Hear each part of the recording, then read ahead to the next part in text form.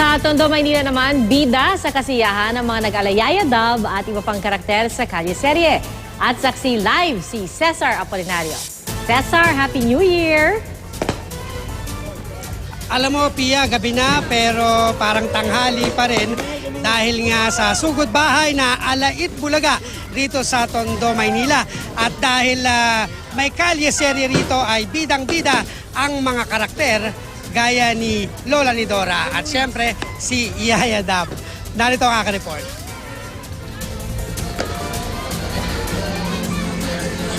Di gaya nitong mga nakaraang taon, mangilan-ngilan lang ang nagpapaputok, partikular sa barangay 155, Tondo, Maynila. Dahil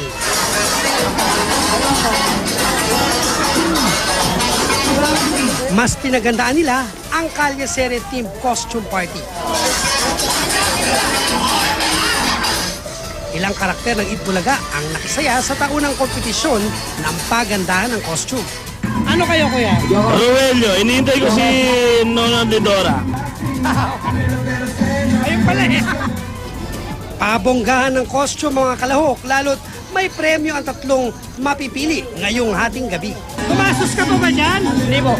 Ano, saan mo nakuha yan? Ano lang po, hiram lang. Dahil nagmistulang totoo ang mga karakter, tila nawala ng bisa ang powers ng Justice League. Saan ang mumo? Saan ang mumo? Ayun! Saan? Ay, dapat ano mo, di ba? Dapat labanan mo. Pero kaninang umaga, mas bumida ang mga sikat na karakter sa Kalye Serye. Gaya ni Chihuahua Dab na bumanat pa kay Frankie. Donald Duck ka ba? Bakit nga?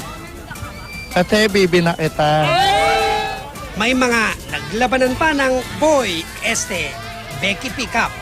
Pusa ka ba? Bakit? Ang sarap mong iligaw sa plaza. Yelo ka ba?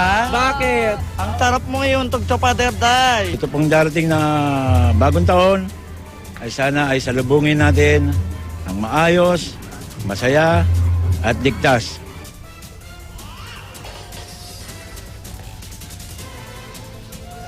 Teka lang interviewin ko lang. Siyempre dapat may sasabihin si Lola ni Dora. Meron ka bang mensahe? May babala ka ba? Asawa ni? Babalo. Dapat babala, huwag magpapaputok. Ayan, wag daw magkaputok. Tama ba yun? Oo, tama eh, ha? Nang-aano ka eh. Ha? Ano ka eh? Isa na lang. Regine! Regine! Saktong-sakto yun. Balik sa'yo, Pia. Mula dito sa Tondo ako, Cesar Apolinario.